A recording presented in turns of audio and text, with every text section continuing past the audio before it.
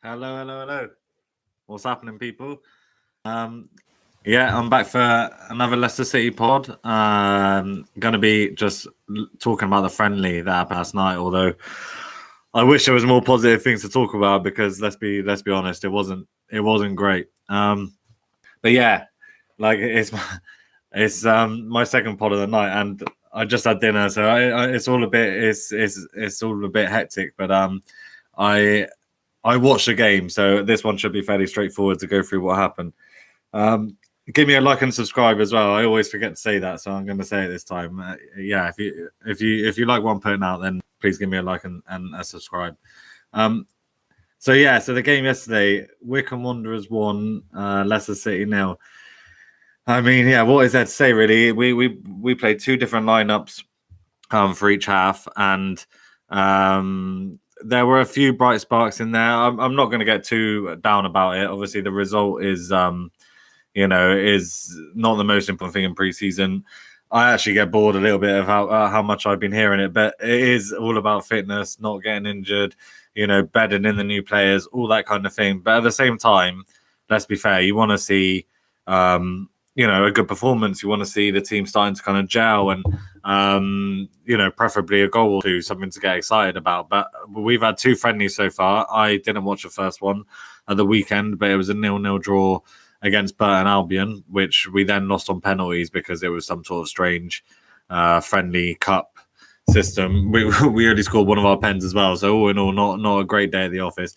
And then yesterday again, no goals, a 1-0 loss to Wycombe, and yeah, like there were some decent performances. I think so. The team for the first half was very much kind of our stronger team. If it was mainly kind of first team players, obviously some are still away after the Euros, but you could kind of tell that there was a difference between the first half and the second half in terms of the strength of the lineup. So let me just go through the players. So we had Daniel Everson in goal. I think that he's actually a decent young keeper, but he's got good stature. He's quite big, and he's a big presence in goal. And the loans that he's been going on, I think he's kind of gone up the ladder, the English pyramid from League Two to League One to the Championship, and he's done well every season, everywhere he's gone. But having said that, I don't think that there's much room for him here. I think Danny Ward is an excellent backup to Kasper Schmeichel and could even be knocking on the door to be a starting keeper.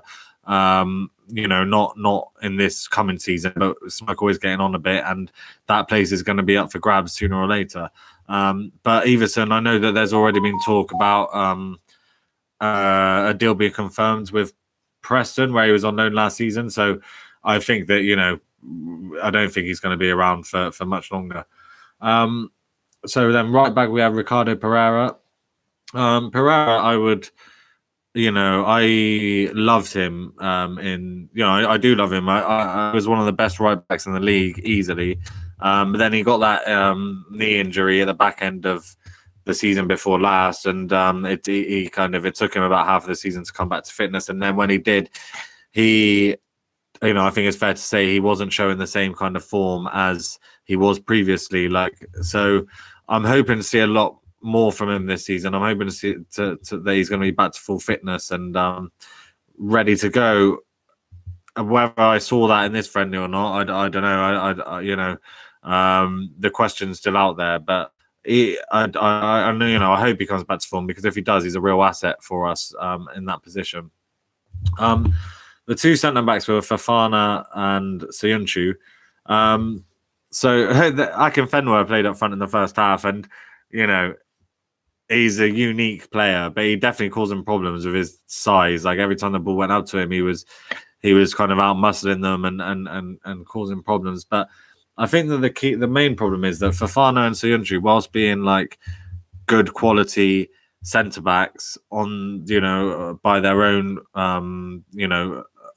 by their own respects, from what I've seen of them playing together, it's not very solid. Like it seems like there's a mistake or two in there, and it's not surprising really. Like they're both quite young. Then neither of them are natural like English speakers, and yeah, it's something that I would be worried about if Johnny Evans got injured.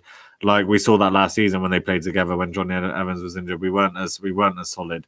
If they're in a free with Johnny Evans in the middle, that's fine. Like we can go ahead with that, no problem. But them, or either of them individually with Johnny Evans, and you'd have to say it would probably be Fofana. It would have to be Fofana who would be that in that kind of starting role.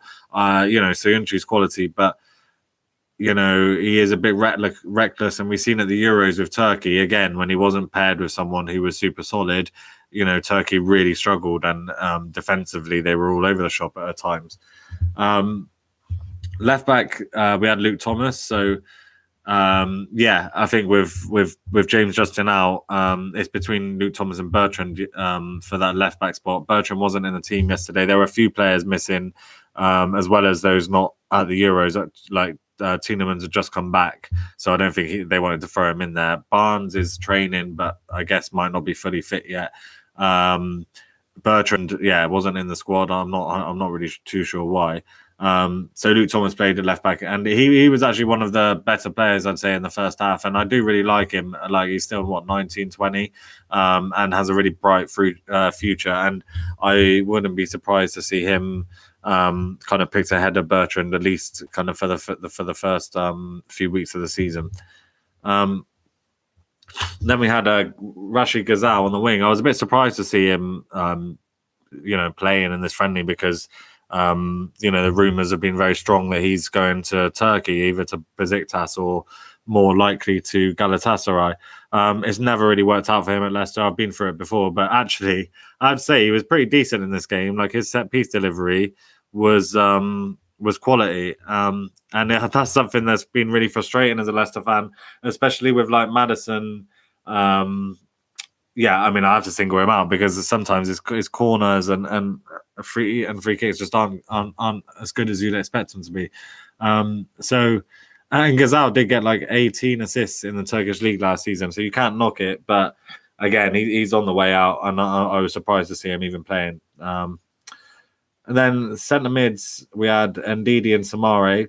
Ndidi solid as ever. We know how good he is. He looks fully fit. He didn't have any tournaments or anything, so no problems there. With Samare, it was my first chance to actually see him in action. I was pretty impressed. I can see what he offers. He's a big, powerful centre mid. His strength seems to be in like keeping possession under pressure and in close control. Using his strength and he seems to have a good touch as well to kind of free up space for himself and play simple balls. I didn't really see him get forward very much. I think he's only ever scored. Well, he only scored like one goal for Lille, so he's definitely not a prolific goal scorer. I'm kind of interested to see what kind of midfielder he is. Like is he box to box? Is he kind of more defensive? And the other thing I'm interested to see is if we drop Maddison and we play a 3-5-2 with three centre midfielders and we play Samare, Tielemans and Ndidi, and to see how that works out, because in my head, those three, at least on paper, is a really solid centre midfield that could compete with most teams in the Premier League. And then on the other wing, we had Tawanda. I'm going to try and say it right. Tawanda Maswan Hise, 18 years old. I'd never heard of him before, never seen him play before, and he was one of the brightest players in the first half. Like really direct, running at players. He does look, quite young, and probably needs to like build out a little bit. But he's got a lot of energy, a lot of pace, and he created the best chance of the first half, like a low cross to Vardy, which Vardy managed to get a shot away and it was saved. But too young to really feature in the Premier League this season. Maybe we'll see him in the Europa League a little bit, but definitely one to watch out for. Tawanda Maswanise. Remember the name. And then up front, we played a 4-4-2 in the first half, and up front we had the strike partnership of Vardy and Daka, which obviously I was really excited to see them play together. One thing that did cross my mind is, are they quite similar? Like, both pacey players who like to play on the shoulder and try and get in behind the defense and finish goals. I don't really know how that's going to work. Also, Rodgers doesn't really favour a 4-4-2. We never really play 4-4-2. So I was a bit, I don't know how much we're going to see this partnership really. But sorry. Vards looked pretty sharp. He standard Vards chased down a few balls, won a few tackles. Like I said, he had that one chance. It was a tight angle and the keeper saved it. We all want to see him kind of get back to goal scoring form. But yeah, he definitely looked ready to go. Patson Daka, there wasn't an awful lot to go off really in this game. That's the most I can really say. Like, I don't want to be negative about him. I couldn't be overly positive about him because there wasn't really much to see. It looked like he was the one trying to kind of drop deeper, while Vardy was still the one kind of playing off the top. I don't really know how the dynamic worked between Daka and Haaland. Like, obviously Haaland was the goal machine even then, so I don't know whether Daka was kind of doing that role and dropping a bit deeper, and so maybe that's kind of something that he can do, and he can offer. But yeah, his touch seemed a little bit off. But again, I don't want to save away, and I don't want to put any pressure on him early. I don't think he's going to be starting. I think the Vardy and Iheanacho, it's going to be hard to break into that striking partnership. But we've got the Europa League, so there'll be plenty of game time for him still. Either way. All right, and then so the second half we completely switched lineup. Some youngsters, some people who you'd expect to be on their way out, and a couple of starters. So in goal we had he's Polish, so the name is difficult. Jakub Stolarczyk. Jakub Stolarczyk, young Polish keeper. He couldn't do much about the goal that we can see. So it was 0-0 at half time, and then we lost the second half 1-0. He couldn't really do a lot about that. But he doesn't really. He looks very young. He looks like he could do with going out on loan and getting some experience really before being considered for the first team. Daniel Amati played right back. I wouldn't mind seeing the back of Daniel Amati. Like, he's been at the club for a long time now, and he did have a really bad injury. I think he broke his ankle, but he's just not. I suppose if he doesn't mind playing that, the role of literally a squad player, he's only ever going to be brought in if we're desperate and if we've got a lot of injuries, then fair enough. But I think he should be sold. But I don't know. It looks like we're probably keeping him. And like I say, as a backup, I suppose it's not the worst thing in the world. But as a right back, he just doesn't offer any kind of attacking threat at all. And even defensively, I mean, he's fairly solid, but he looks like he's got a mistake in him all the time. Okay, then Ben Nelson came on at centre back, and I'm quite excited about him. To be fair, he's 17. He was in a Europa League squad last season when he was 16. He didn't play, but he was in the squad, and he looked good. He looked really good. He won a few headers. Even for the goal, he put in a really good block, and then it rebounded and they scored. 17 years old, he's not going to be breaking. He's not going to be playing Premier League football anytime soon, especially not as centre back. I see Ben just said Mabry over Amati. That's a tough one. I'd still that is a tough one. I'd have to go Amati. I think still Mabry still classes as one of the worst I've ever seen, for sure. But yeah, Ben Nelson, man, definitely keep an eye out. And it's how young can you be to be a Premier League centre back? 19, maybe 20, but at 17, I doubt he'll even go on loan. We'll probably just keep him and let him progress in the youth team. Benkovic was the other centre back.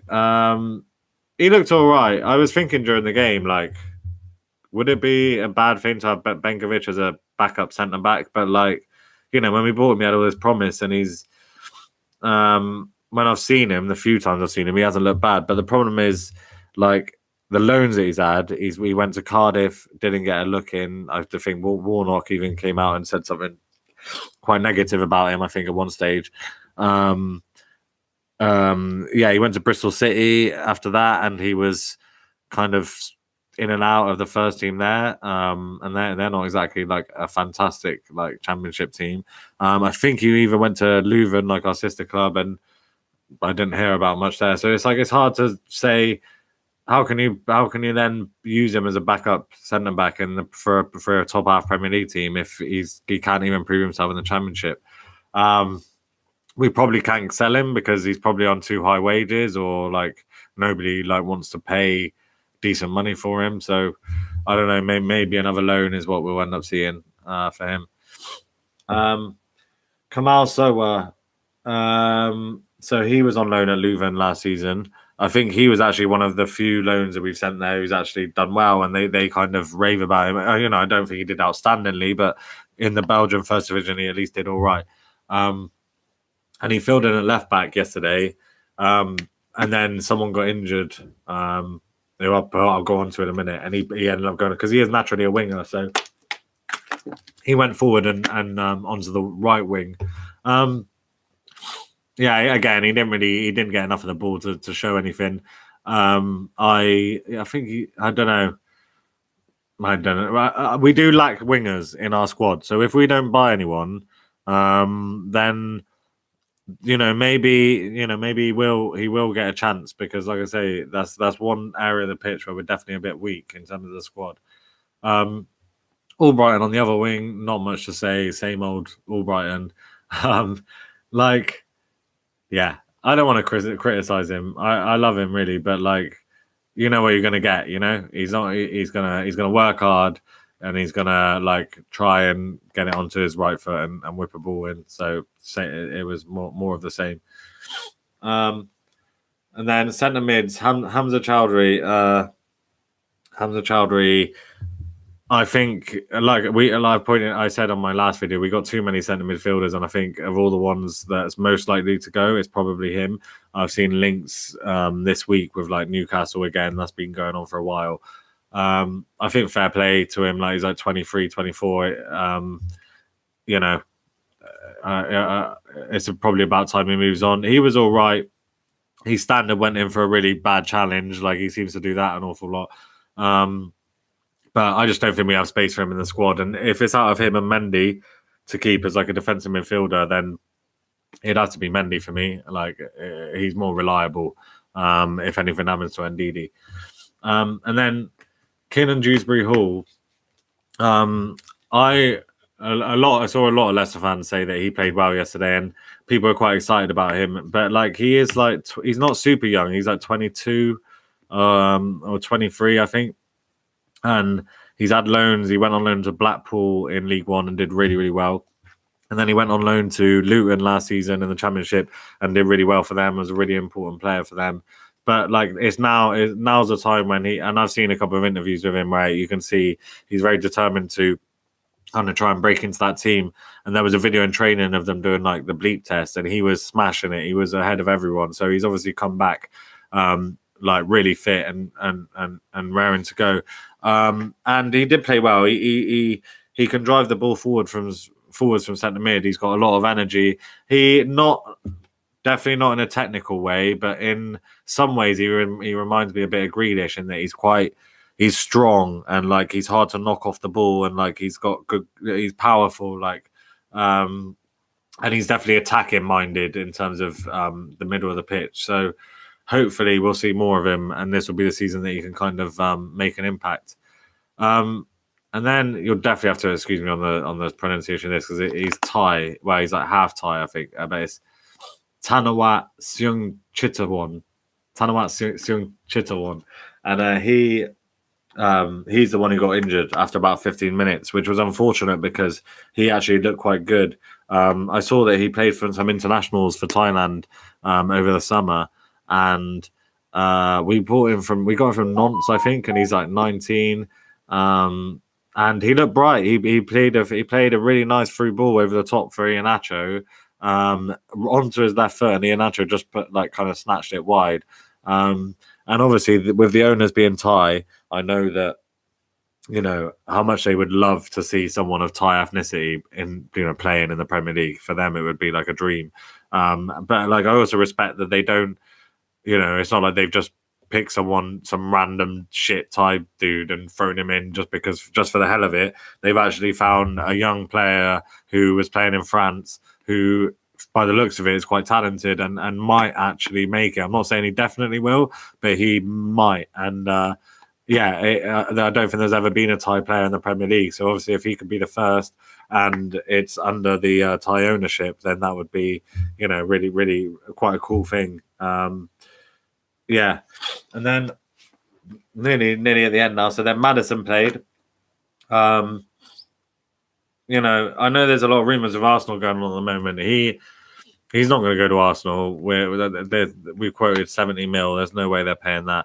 He is an integral part of our squad.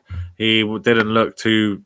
No, he did okay yesterday. He made some nice touches. He was trying to get on the ball. He didn't actually manage to make anything really happen. But yeah, I'm just interested to see what formation we play and how we try and fit with the new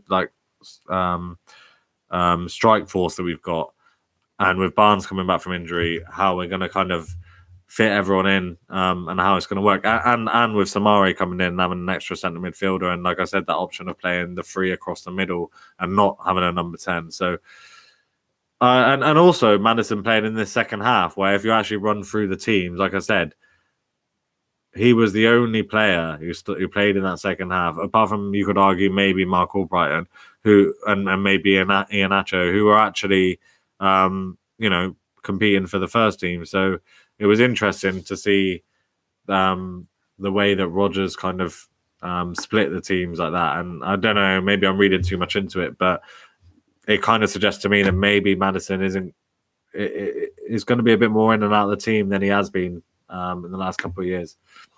And then Iheanacho came on up front, and he looked fairly sharp. We've got that's a real competitive lineup now up front. Iheanacho, Daka, and Vardy. It's very hard to pick between them. And if we're going to play two, then okay. I don't know which two you go for. I suppose it'll be Iheanacho and Vardy just because it's tried and tested.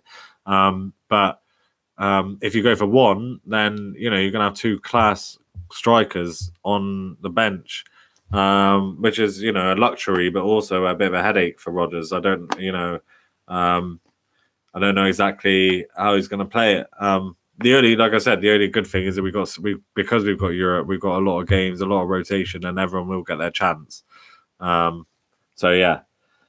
And then the last person who came on after Tanawat got injured was Vontae Daly-Campbell, who, as you think, he played a couple of times in Premier League last season, fullback. I think we got him from Arsenal. Davis, you might be able to confirm. I don't know. I think we got him from Arsenal.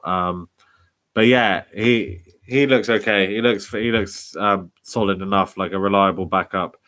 I'm not saying he's gonna light up the world, but yeah, he could compete for a spot in the squad. And that's it. Like, I've gone through both halves. Like I said, there are still players to come back. I'm not too concerned. I didn't even talk about the game too much because it was quite uneventful. The goal that they scored was quite lucky. These things happen. But we do have the Charity Shield in a week, and although that's not, I don't really give a shit whether we win the Charity Shield or not.